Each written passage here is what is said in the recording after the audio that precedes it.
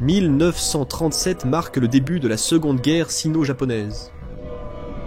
Les Japonais, futurs alliés de l'Allemagne nazie, préparent leur assaut contre le peuple chinois, menant à l'un des points les plus sombres et les plus brutaux de l'histoire chinoise, le massacre de Nanking. Les soldats japonais pillent et attaquent des hommes, des femmes et des enfants non armés à travers la ville, accumulant un nombre de morts se chiffrant en centaines de milliers.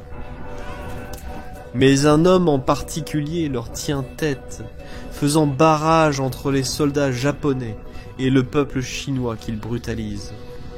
John Raab, un homme d'affaires qui dirige la société Siemens China, met de côté sa propre sécurité pour tenter de sauver plus de 200 000 citoyens qui se réfugient sous sa protection. Raab est un officiel du parti nazi allemand. Il devrait soutenir les Japonais, pas se mettre en travers de leur chemin.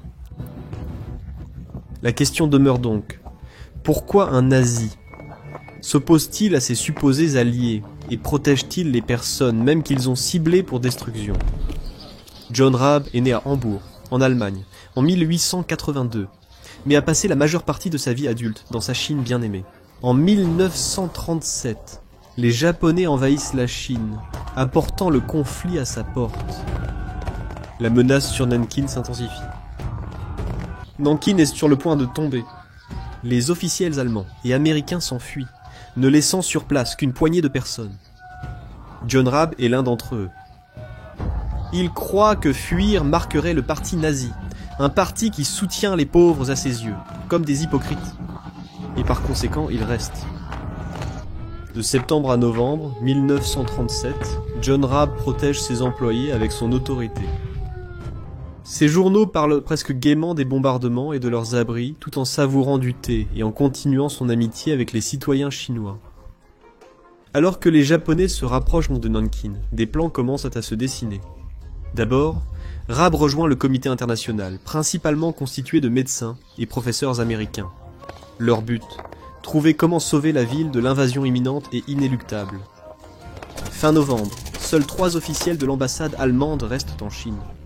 Raab est élu président du comité international et ensemble, ils proposent une grande zone de sécurité pour couvrir une grande partie de Nanking. Leur plan consiste à guider les civils non armés vers ces zones protégées, où les Japonais accepteraient de ne pas leur faire de mal. Mais les Japonais ont rapidement refusé de formaliser un accord par écrit, affirmant qu'ils ne peuvent pas y consentir sachant que des soldats s'étaient infiltrés dans la zone de sécurité. Mais malgré sa longue présence en Chine, Raab croit toujours qu'il y a des gens en Allemagne qui écouteront ses supplications. Alors que les Japonais se rapprochent, il envoie 2 télégrammes, l'un au consul général Kribel, lui demandant de soutenir la pétition de Raab à Hitler, l'autre à Hitler lui-même, lui demandant d'intervenir auprès du gouvernement japonais, et d'accorder une zone neutre pour les non-combattants compte tenu de la bataille imminente pour Nanking. Il ne reçoit aucune réponse. Entre-temps, Raab reçoit également des instructions de l'ambassade pour quitter Nanking. Il répond poliment mais fermement, refusant et réaffirmant son intention de rester et de protéger plus de 200 000 non-combattants. Le 27 novembre, Nanking ferme ses portes. La zone de sécurité est établie. Raab en supervise la gestion, notamment la médecine, la nourriture et le transport. Une semaine après, les bombardements aériens débutent. Les civils chinois affluent dans la zone. John et son comité patientent, pris entre les manœuvres politiques des pays. Ils continuent à acheminer des fournitures malgré les bombes et la menace de troupes au sol imminente. Malgré les promesses que la zone était réservée uniquement aux réfugiés et non au personnel militaire, le 5 décembre, le commandant des défenses de la ville, le général Tang, salue Raab depuis une maison située dans la zone de sécurité.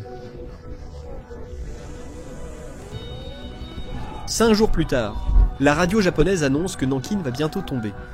Une écriture de journal d'un certain Monsieur Smith parle de plus d'1 millier de morts en une nuit à la porte sud de la ville et de centaines d'autres dans la zone de sécurité. D'autres écritures racontent l'horreur d'une attaque brutale et sans filtre des soldats contre les civils. Des corps jonchent les rues et Raab tombe fréquemment sur des scènes violentes qui le remplissent d'horreur. Il tente à un moment de négocier avec les Japonais. Si les soldats chinois se rendent, ne seront-ils pas traités équitablement? Il découvre que la réponse est non.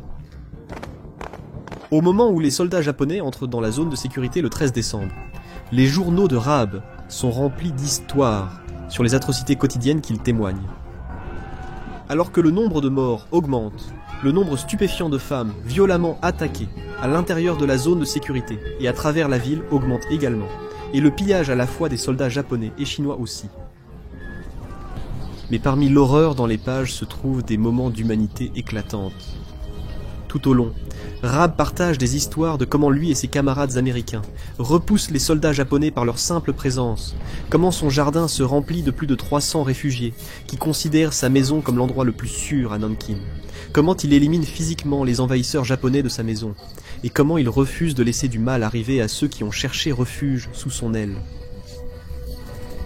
Bien que Raab admette que c'est beaucoup plus facile pour lui que pour les Américains, tout ce qu'il a à faire est de pointer son brassard de la croix gammée et de crier Deutsch ou Hitler pour les faire fuir. La veille de Noël 1937, son écriture de journal déclare simplement « Je ne regrette pas d'être resté ici, car ma présence a sauvé de nombreuses vies. Mais malgré tout, ma souffrance est indescriptible. » Tout au long du massacre de Nankin et de la destruction de la ville, Raab et d'autres rédigent continuellement des rapports sur ce qu'ils ont vu. Pour sa part, Raab semble certain que ceux en dehors de la Chine ne sont pas conscients de l'ampleur des atrocités qui se produisaient. À la mi-janvier 1938, Nankin est rasée et prise avec succès par les Japonais. Raab croit que personne ne reste en dehors de la zone de sécurité forte de 200 000 personnes, et ceux à l'intérieur luttent avec des pénuries de nourriture et des attaques violentes de soldats qui continuent. Le 8 février, le gouvernement autonome japonais et le comité annoncent la fin de l'invasion et la dissolution immédiate de la zone de sécurité. Raab dit à ceux qui ont trouvé refuge dans son jardin qu'il ne les ferait jamais partir, mais qu'il ne peut pas en faire beaucoup non plus pour les protéger si les Japonais viennent en force pour les expulser. Au final, le véritable bilan du massacre de Nankin reste inconnu. Raab estime entre 50 000 à 60 000 morts, mais les sources modernes sont beaucoup plus élevées, plaçant ce nombre entre 200 000 et 300 000 vies perdues. Il quitte Nankin le 23 février, un héros pour ses habitants, adoré par les réfugiés qu'il a sauvés et surnommé le Bouddha de Nankin. Il ne cesse jamais de penser à ce qu'il a vu là-bas, écrivant encore une fois à Hitler et joignant une copie d'une conférence qu'il a donnée racontant la vérité de ce qu'il a vu à Nankin. Il affirme cependant que ces enregistrements étaient uniquement destinés à la documentation et non au public. Avec le temps, Raab est arrêté par la Gestapo et les soviétiques à des occasions différentes, bien qu'à chaque fois, il soit libéré sans incident. Bien que les mentions d'Hitler ou du parti nazi soient rares dans ses journaux, il écrit toujours à leur sujet de manière autoritaire et avec une apparence d'approbation. Cependant, après, il parle rarement à nouveau d'Hitler ou du parti nazi. Son biographe conclut plus tard qu'il n'avait aucun intérêt pour eux ou pour leur politique. On ne sait pas si cela était dû à la réaction obtenue pendant et après Nankin ou non.